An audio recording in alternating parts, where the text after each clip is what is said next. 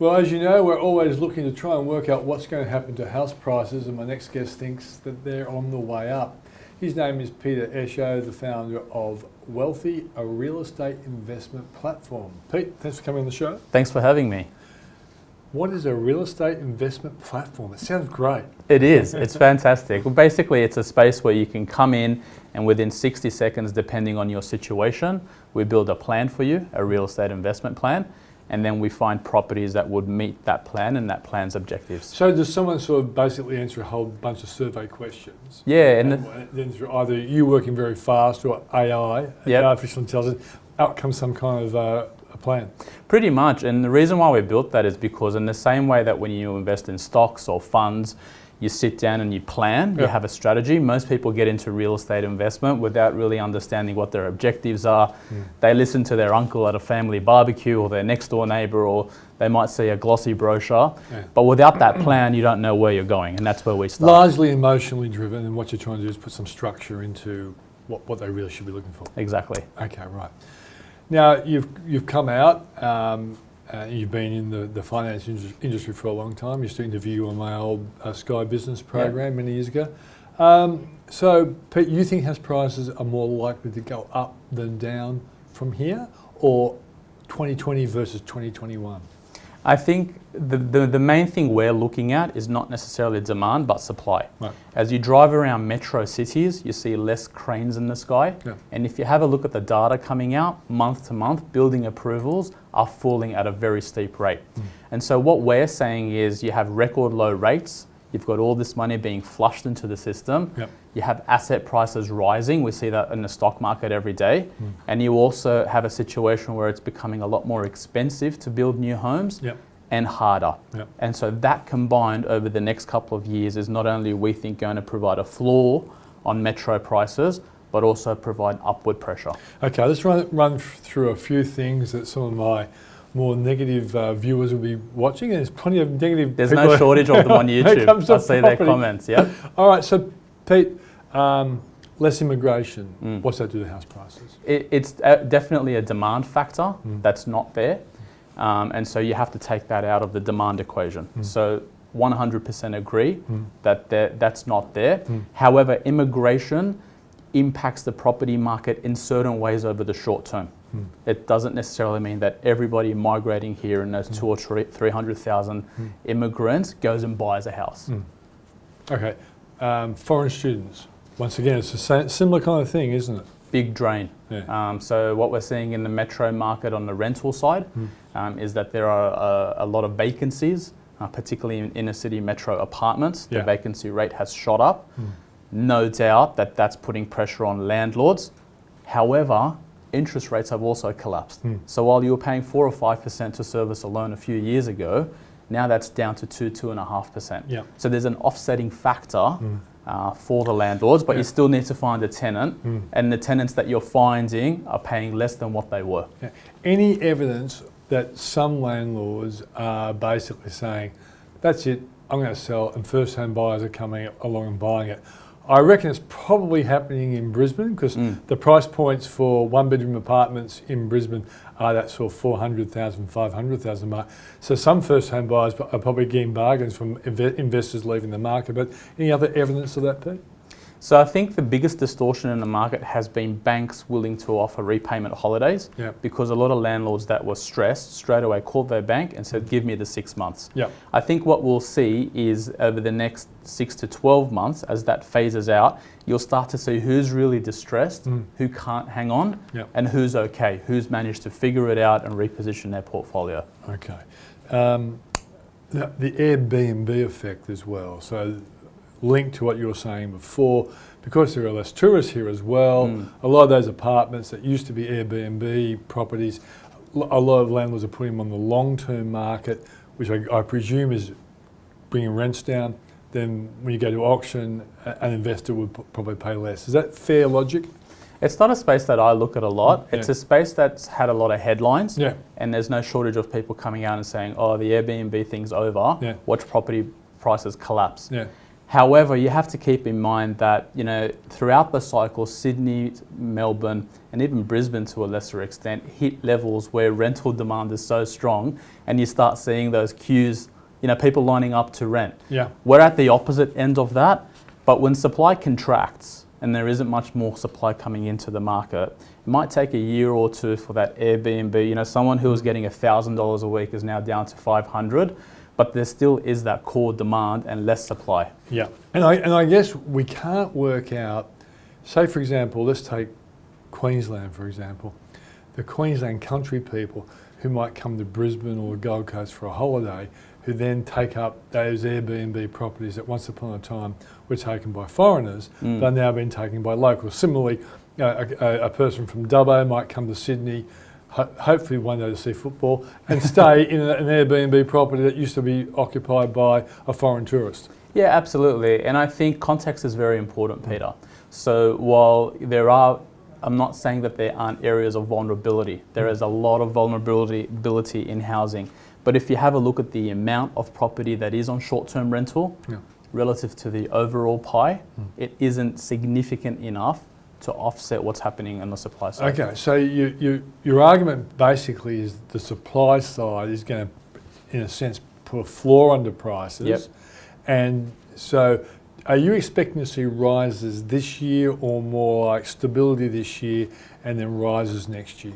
So ever since the government announced the home builder package, I've been shocked by how much developers, real estate developers, have reacted in terms of their pricing. You know, 3 or 6 months ago, there were a lot of desperate developers in the market doing unbelievable deals.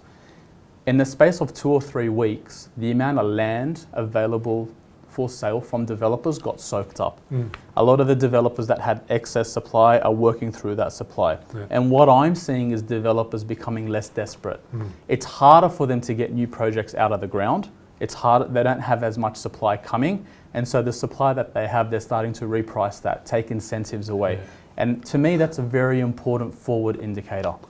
Do you also, have you seen evidence that some developers have just added on the benefit of the home builder onto the price? Straight away, overnight.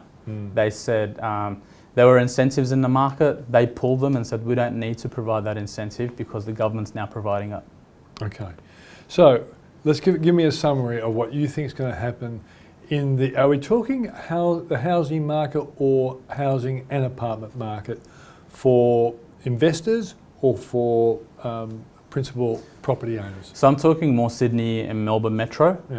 Investor or principal or both? So I think the investor market it will go through a difficult patch where you'll have two types of investors. You'll have the investor that sees blood in the market and is licking their lips and saying 2.5% interest rates, I'm in, right? I want to get in and this is a great opportunity.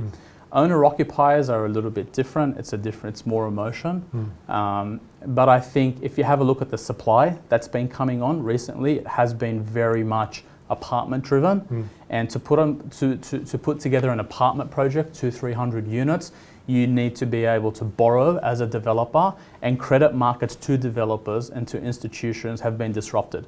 So it's very hard to get that term facility at a rate you need it to make your project stack up. So they're just pushing that out. And what about the impact of structural problems with apartment blocks and cladding? How does that sort of cloud the whole story as well, Pete? Again, context. Everybody was talking about Opal Towers last year. Everybody was talking about Mascot, and there were a handful of really, really bad examples. In context, we built hundreds of thousands of apartments over the past 10 years. And so those issues in the overall being context... Australians rather than you and Tim Gurner. Sorry. Gurner actually builds beautiful product, and there are so many people. It's like pointing to a handful of stocks that have blown up, saying Virgin has blown up. You know, so let's not buy an ASX 200 stock because Virgin went into administration, Dick Smith went into administration. They are bad. It was very bad what was happening, and the anecdotes we used to hear about, you know, concrete not being poured right, density being wrong. That's very bad. However, in the overall context, it wasn't systemic. That the headlines of this is systemic have been proven to be incorrect. And you just have to look at what's happened over the past year.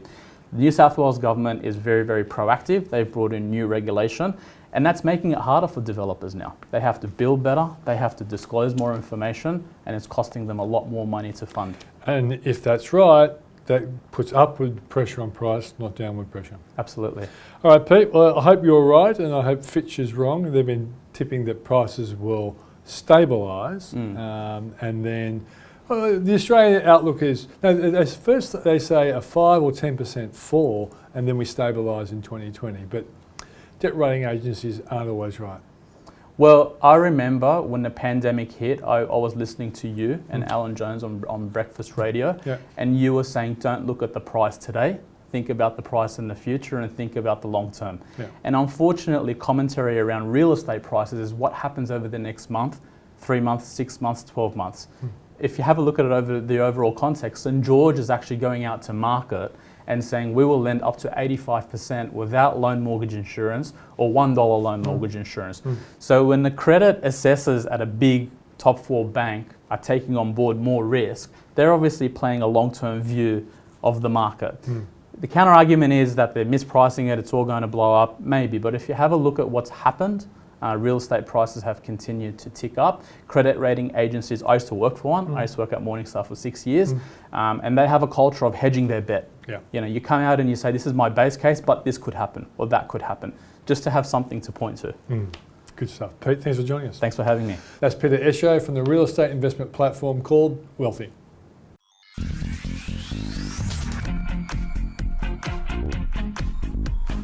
Well, it's always good to catch up with Greville Paps, who's the founder and CEO of Greville Paps Property and one of the Block's property advisors. Greville, great to see you, mate.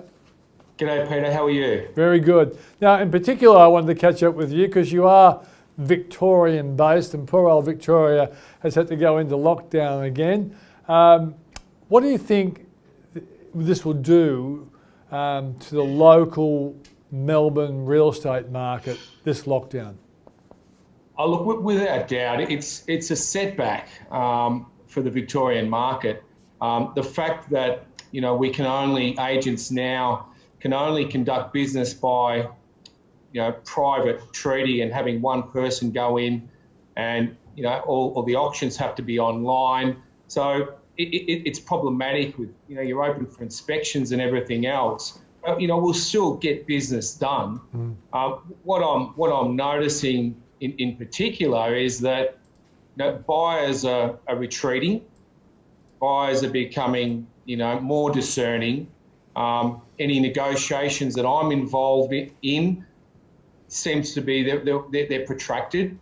And since this latest lockdown, what the vendors are doing is, you know, they're withdrawing their property from the market, which is a natural reaction.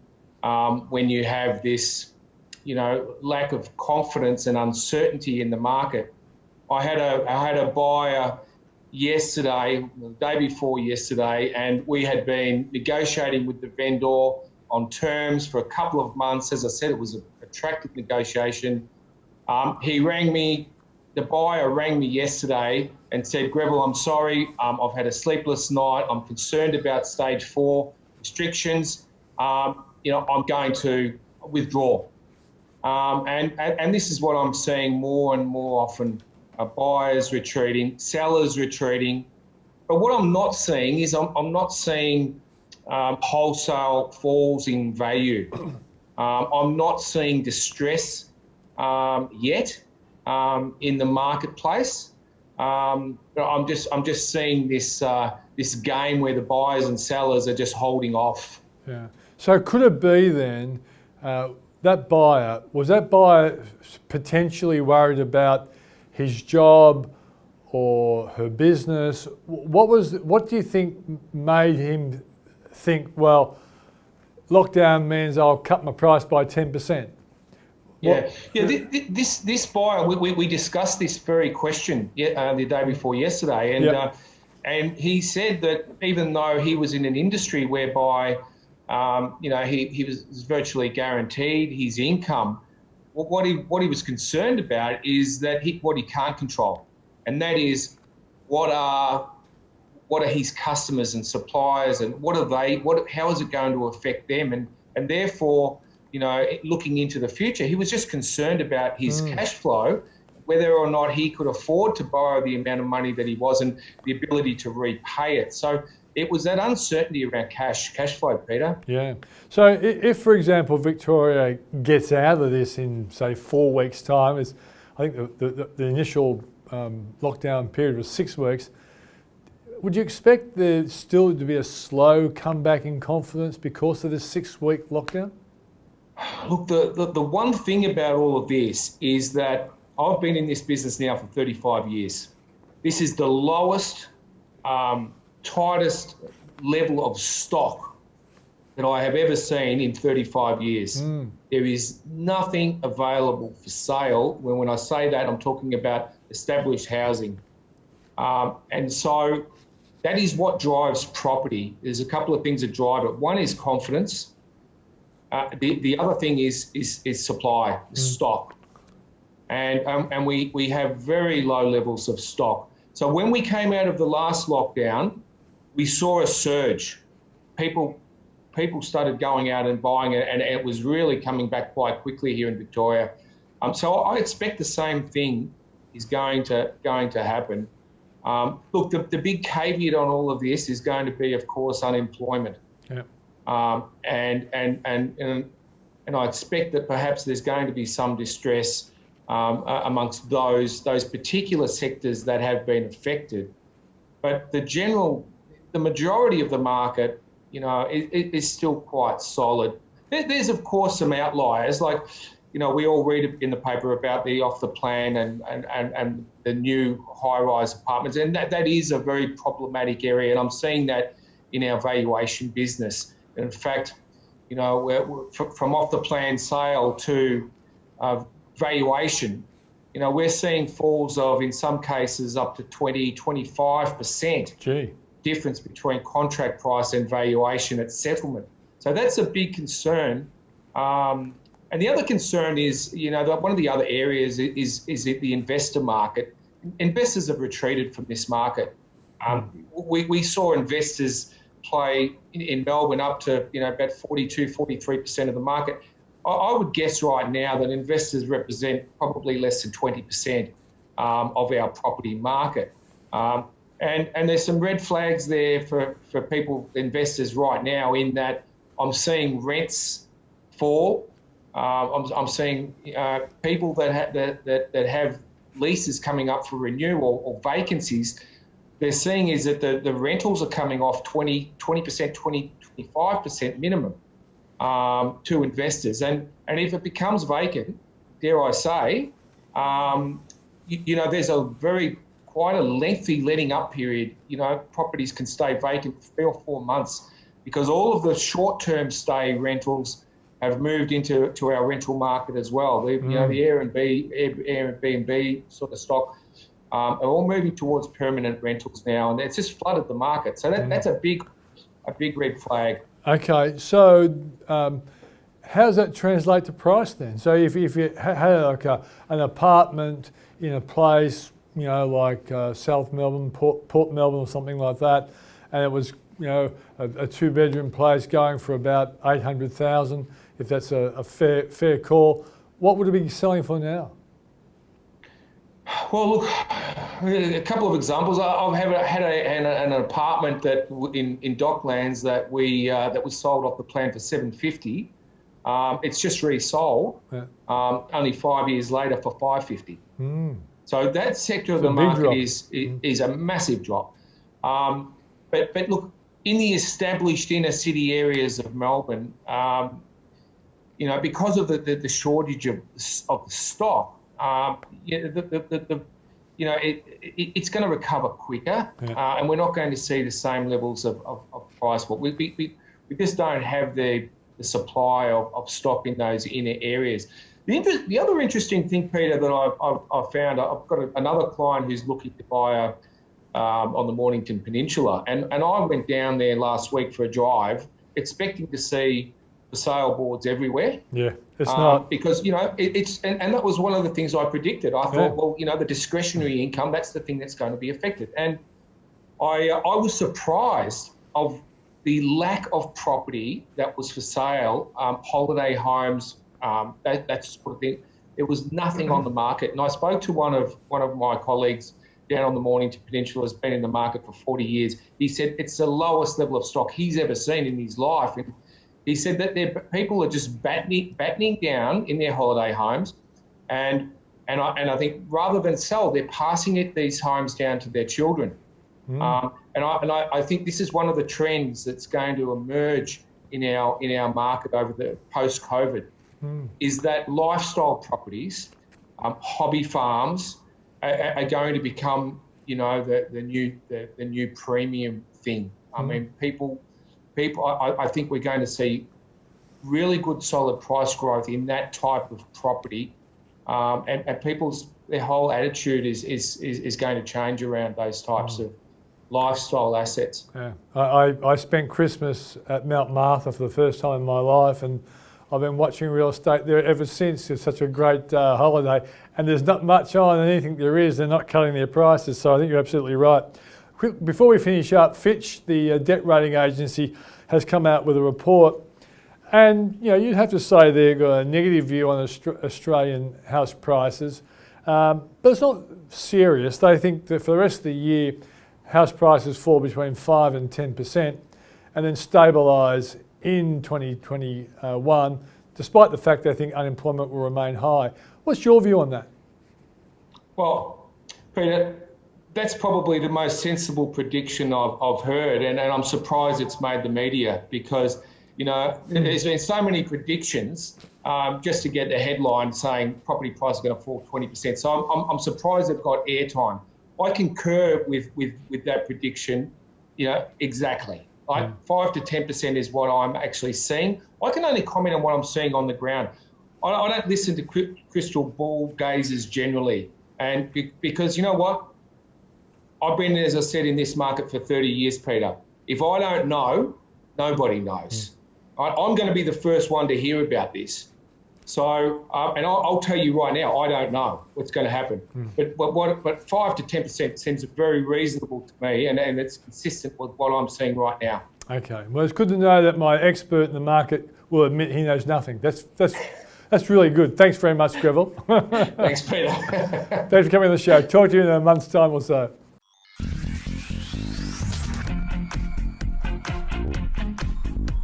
All right, each week we like to talk to someone who's at the coalface. One guy who's definitely at the coalface is Charles Tarby, the founder of Century 21. His organisation obviously goes right across the whole country to see.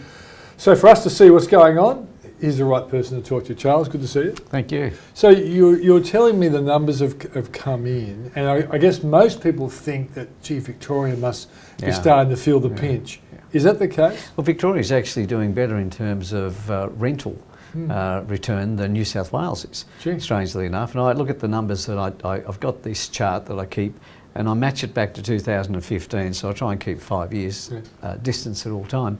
And so not 1.5 distance, just 5, Anyway, I get you. Right, so the numbers in Sydney are quite interesting. The rent number has dropped.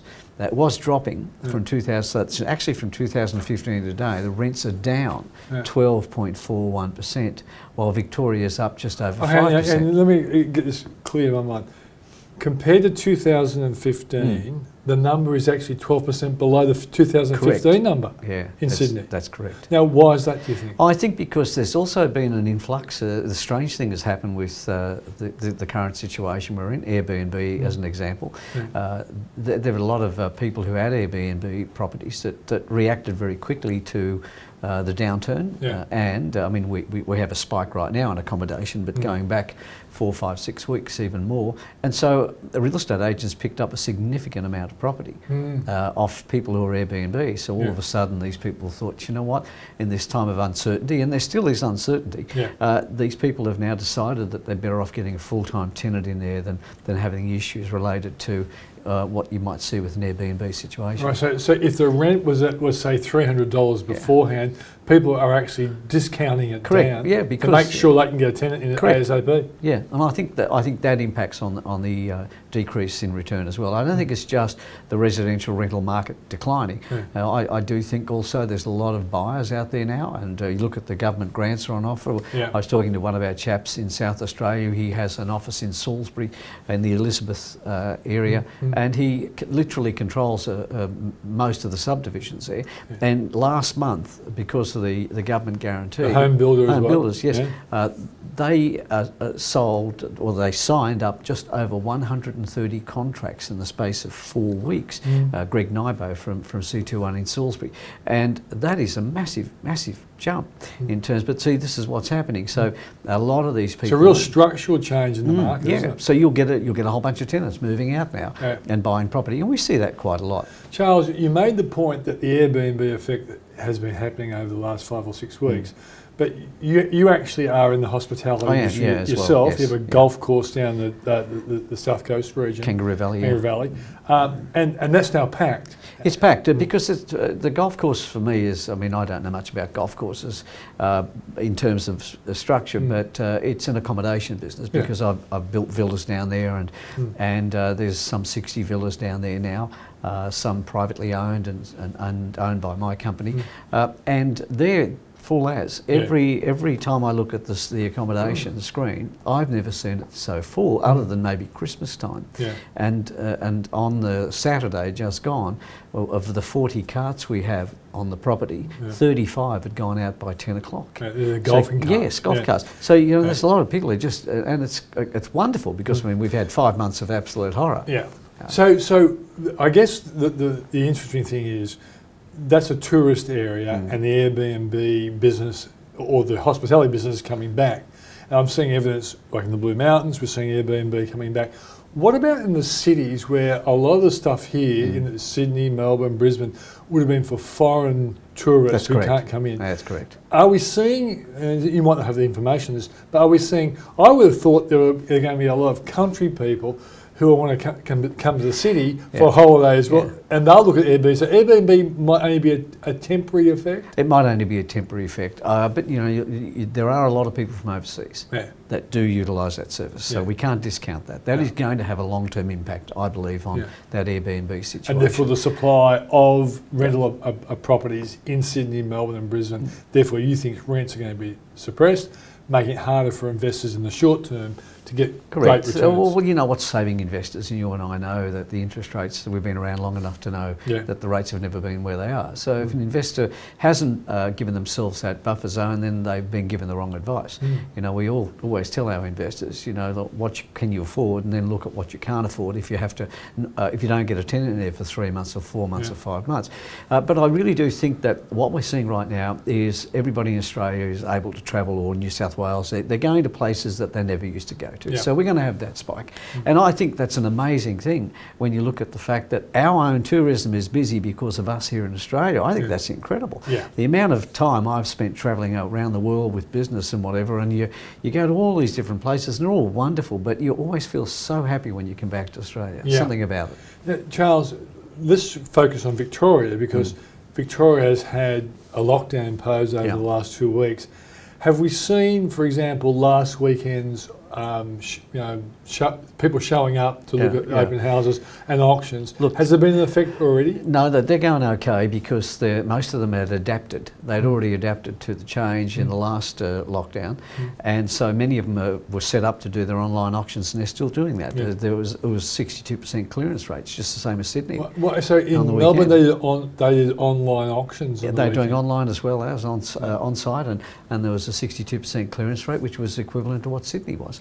So I think they're adjusted. One of the things that they're finding difficult when I talk to the agents is that ability to get around and speak to people and go and do a listing presentation. The CoreLogic information that came in this morning to me told me that the number of market opinions that my organisation has in the last month increased by 12.9%.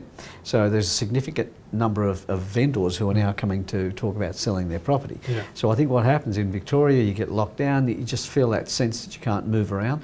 When we were locked down in New Zealand, it was a full lockdown. Wherever you were at the time of the lockdown, you stayed for that period of time. So those guys couldn't do anything. And even after they were locked down, for 2 weeks after, they weren't allowed to settle any properties. So it was a significant shutdown.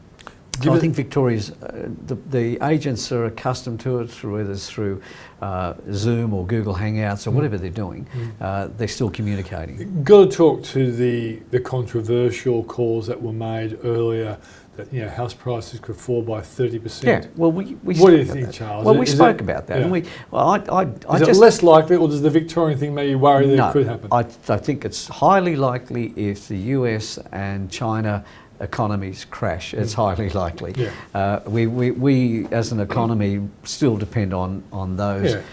People. Now, if I look, when they said 33%, I said, where do they come up with this figure? Because I knew there'd be a decline. I knew there would be like a massive fall into a hole, because we spoke about it. People sitting on the fence, and the old saying, you sit on the fence too long, you get splinters in your bum, right? Well, it happened, and then all of a sudden, when the change occurred, so hey, you can come out and stick your head out the door for a little while. Now, it went straight back up, and so we said to the agents, just do yourselves a favour, keep in touch with your buyers and sellers. They won't disappear. And, well, what you see in May and June results, and also halfway through July, the transactions have gone crazy and the stock levels are low. So how does a price crash occur when there are more buyers than there are sellers, when interest rates are so low and the banks are giving you advantage, where if you don't have to sell, you won't sell? Where's the crash? Okay, that's good. Good analysis. Good enough. Here's my final question to you. If there's someone out there who's in the market to buy a house, and the banks will lend them money, so they've got a reasonably safe job, would you be looking to buy now, or would you be waiting for spring when the supply always increases? It's supposed to increase. I don't think that will occur. I think there'll be a significant amount of buyer inquiry for a very long period of time. So I think that I spoke to one of my team yesterday who said, I saw a property on the weekend as an investment. I rang up the agent to put in an offer. It's already sold. I think that's still the case, and I think that will continue. The only thing that I'm watching right now is, of course, some of the banks, ANZ announced that instead of having a debt to income ratio of 9, they've now reduced that down to 7. So the capacity or ability for people to borrow is going to change. And I don't think that's a bad thing, because I think if interest rates are low now, and we could see them start to climb, you only need to go from 3% to 5%, and the increase is massive. Massive. All right, Charles, great to see you. Thank you. And that's Charles Tarby, the founder of Century 21, which nowadays is called C21.